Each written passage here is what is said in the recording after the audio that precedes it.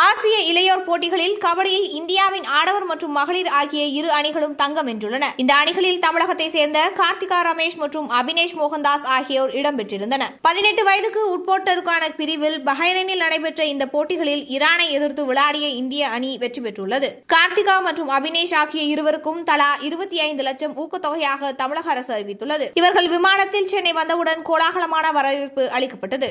இவர்கள் இருவரையும் முதல்வர் மு.க.ஸ்டாலின் நேரில் சந்தித்து ஊக்கத்தொகைக்கான காசோலையை வழங்கினார். இந்த செய்தி வெளியானது முதலே அவர்களுக்கு வழங்கப்பட்ட ஊக்கத்தொகை குறித்த விமர்சனங்களும் எழுந்து வருகின்றன. உலக செஸ் சாம்பியன் பட்டம் வென்ற குகேஷ்க்கு ரூபாய் 5 கோடி தமிழ்நாடு அரசு வழங்கியதுடன் ஒப்பிட்டு கபடியில் சாதித்த வீரர்களுக்கு வழங்கப்பட்ட ஊக்கத்தொகை மிகவும் குறைவு என்று சமூக ஊடகங்கள் விமர்சனங்களை முன்வைத்த வண்ணம் உள்ளன. கார்த்திகா, அபினேஷ் இருவருமே தத்தமது அணிகள் தங்கம் வெல்வதில் முக்கிய பங்கை ஆற்றியிருந்தாலும் கூடுதலான கவனம் கார்த்திகாவின் பக்கம் திரும்பியுள்ளது. கார்த்திகா சென்னை கண்ணகி நகரில் உள்ள தமிழ்நாடு நகர்ப்புற வாழ்விட மேம்பாட்டுக் கழக குடியிருப்புகளில் வசிப்பவர். நகரின் பல்வேறு இடங்களின் குடிசை வீடுகளில் இருப்பவர்களை அப்புறப்படுத்தும் போது அரசின் சார்பில் வழங்கப்படும் மாற்று குடியிருப்புகள் இவை. இந்த குடியிருப்புகளில் அடிப்படை வசதிகளே இல்லை என்று பலமுறை புகார்கள் எழுந்துள்ளன. இருப்பினும் விளையாட்டு மைதானமே இல்லாத நிலையில் அங்குள்ள பூங்காவிலேயே கார்த்திகா கபடி விளையாட்டை கற்றுள்ளார். அவரின் தாய் துப்புரவு பணியாளராக இருந்து தற்போது ஆட்டோ ஓட்டி வருகிறார். அவரது தந்தை கட்டுமான தொழிலாளி ஆவார். வெற்றி பெற்று கண்ணகி நகருக்கு திரும்பிய கார்த்திகாவுக்கு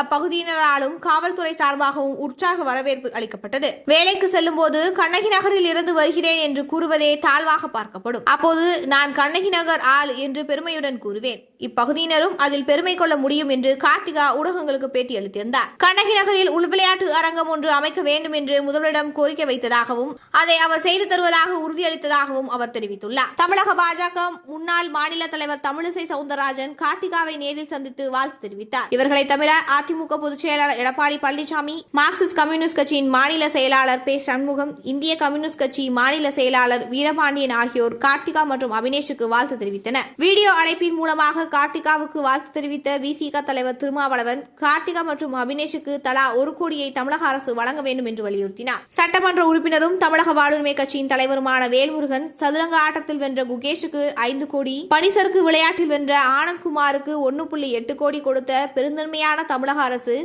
கபடி வீரர்கள் இருவருக்கும் தலா 1 கோடி வழங்க வேண்டும் என்று கோரிக்கை விடுத்துள்ளார். குகேஷுக்கு ரூபாய் 5 கோடி, கண்ணகி நகர் கார்த்திகாவுக்கு 25 லட்சம் தானா என்று சமூக ஊடகங்களில் விமர்சனங்கள் எழுந்துள்ளன. தமிழக அரசின் செயலை ஆதரித்தும் சிலர் பதிவிட்டு வருகின்றனர்.